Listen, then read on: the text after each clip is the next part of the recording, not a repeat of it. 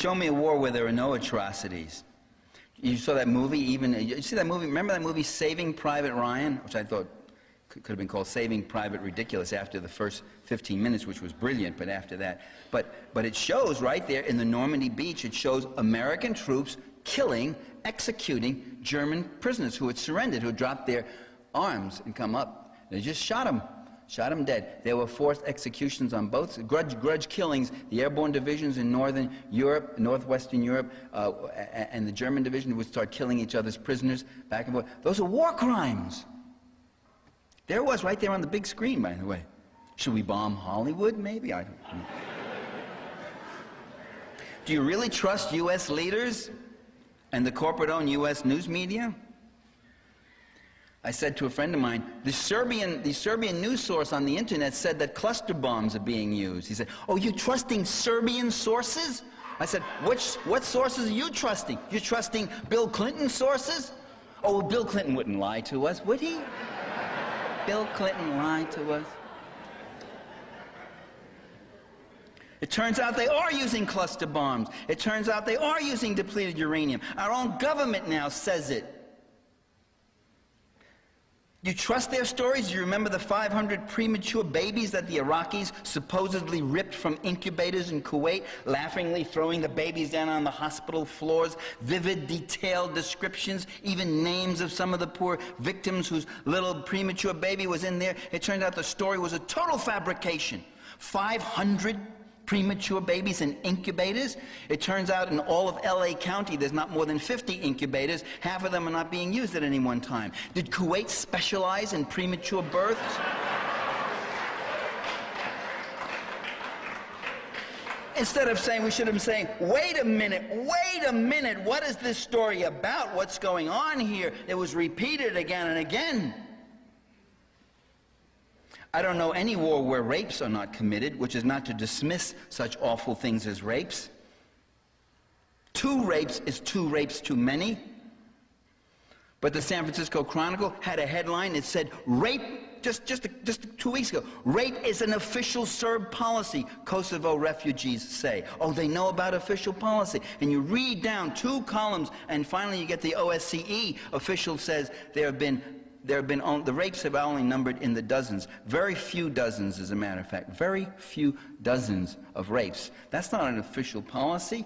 Oh, if Bill Clinton is looking to stop very few dozens of rapes, well, that's a slow 2 months in Washington, D.C. He could start much closer to home. He could concentrate on Capitol Hill, as a matter of fact. Or even closer. It's so touching to see our leaders finally concerned about rape. It is so touching. But it's so odd that they've got to look so far away to go fight this crime. Go forth and rape, a Bosnian Serb commander was quoted throughout our media as saying an official policy. And the Bosnian Serb army, which numbers only about 30,000 men, numbered then, was accused of having raped from 25 to 100,000 Muslim women. There's an army that's involved in bitter, desperate military force. Again, we should have said, wait a minute, what's going on here? What are these stories about? The Serb commander's name was never found. They never produced who was the Serbian commander. They never were able to trace that. They traced it back to Ruta Finn, right? That special PR group that was so happy and boasts about how it has convinced much of the progressive community in America that there's genocide and ethnic cleansing and mass rape and all of this is going on. And when they were questioned about the unverifiable, unconfirmed nature of the reports, they said, our goal is public relations. We're not here to get confirmation. And we achieved our goal. There was the infamous Sarajevo market massacre. The Serbs were blamed for that, and that became the turning point. That's when NATO forces went in and attacked, and that's when you had the worst single act, and let's say till recently, of mass forced expulsion, and that was 600,000 Serbs between 1991 and 95, but especially in 95, from Krajina, 200,000 of them. The Bosnian Serb the Croatian Serb defenses were broken by NATO bombs and all that, and the Croatian army came through. 200,000 Serbs, those who could get away alive, left the country. It turns out that that massacre in Sarajevo Market, as the story was leaked out on French television, that the UN knew all along that it was Muslim extremists who had bombed the people in that marketplace, that the explosion did not come from an artillery shell, but from a planted bomb. David Owen, who worked as an international negotiator with Cyrus Vance, in his book, Balkan Odyssey, page 262, himself admits that the NATO powers knew all along it was a Muslim bomb, and the Serbs did not commit that act. Kosovo, when the KLA took over, the casualties of a year fighting, which had been 800, both sides, counting both sides, including Serbian police, including Albanians who didn't want to go along with the KLA, and the KLA sources took it over, it jumped suddenly to 2,000. When we called the San Francisco Chronicle bureau chief, we said, how did it jump from 800 to 2,000 in one day? He said, we don't know. Some of our eyebrows went up too now. Okay, but it's 2,000. Let's take that number. 2,000 casualties in over a year of fighting. That's not genocide. That's a civil war. A limited one. And now, of course, we have a massive reaction. By the way, the fighting on the ground with KLA and the Serbs has been going on all through this bombing. And that's what the Serbs have been doing. They've been fighting in Kosovo against the KLA. And they have also been forcibly expelling now areas and villages and people, getting them out. No doubt with atrocities being committed, especially among the paramilitaries.